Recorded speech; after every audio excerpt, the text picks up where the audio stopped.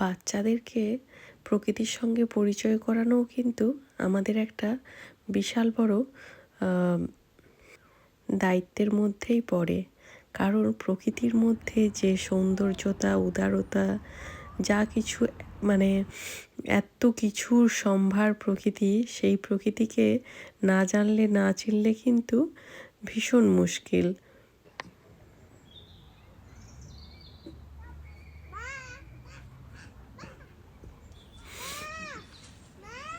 আসছি।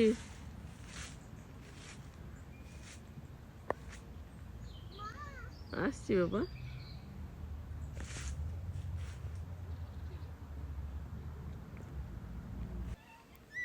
আমরা মানুষ মাত্রেই সবাই চাই যে আমাদের সন্তান সুস্থ থাক, বড় হয়ে একজন মানুষের মতো মানুষ হোক, ও নিজের যেন জীবনের সুখ দুঃখগুলো একা হ্যান্ডেল করতে পারবে। আমরা যখন ওদের পাশে থাকতে পারবো না, সেই সিচুয়েশানগুলোতেও যেন ওরা নিজেরা সব কিছু সুন্দরভাবে মানিয়ে গুছিয়ে নিতে পারে।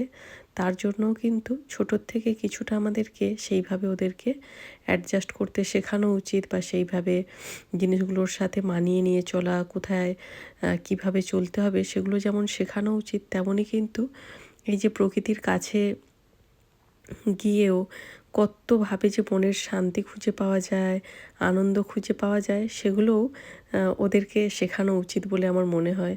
আমি যখনই এরকম জায়গায় যাই যেখানে গিয়ে আমার মনে হয় যে অনেক গুপ্তধনের সন্ধান মনে হয় পেয়ে গেলাম, অনেক মূল্যবান সব ধনরত্নের সম্ভার রয়েছে, এই যে শুকনো পাতাগুলো যখন ঘাসের ওপর বিছিয়ে পড়ে রয়েছে, আমার তো দেখলেই মনে হচ্ছে যেন কোনো এক লুকানো গুহার ভেতরে অনেক দিনের সঞ্চিত ধনরাশি বোধহয় এরকমভাবে রয়েছে, যেটা আমরা জাস্ট মানে আমরা আসার অপেক্ষায় এতদিন অপেক্ষা করছিল যে আমরা কবে আসব, আর প্রকৃতি আমাদেরকে দুহাত ভরে সেই ধনরাশি সমর্পণ করবে।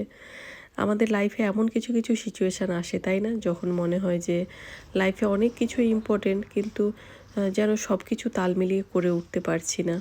কখনো আমার যেমন মনে হয় যে বাচ্চাটাকে আরও বেশি সময় দিতে পারলে, ওর সঙ্গে আরও বেশি খেলতে পারলে, ওর সঙ্গে আরও গঠনমূলক কাজে সময়টা ইউজ করতে পারলে ওর বোধহয় আরও ভালো লাগতো। ও বোধহয় একা হয়ে যাচ্ছে। আবার কখনো মনে হয় যে আমার ভালো লাগার কাজগুলো আমি পুরোপুরি করে উঠতে পারছি না, আমার কাজগুলোতে আরও একটু সময় দিতে পারলে ভালো হতো।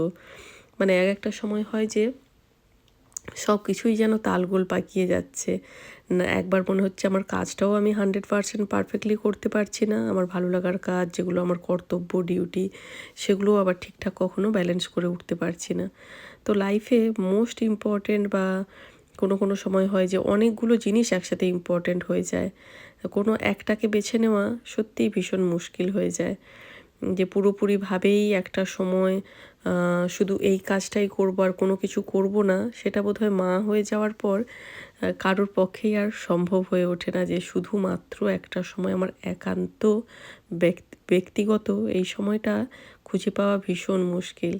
সেজন্য ছুটির দিনগুলোতে আমরা চেষ্টা করি যে আমরা যতটা টাইম বাইরে যাব একসঙ্গে 3 জনেই বের হই।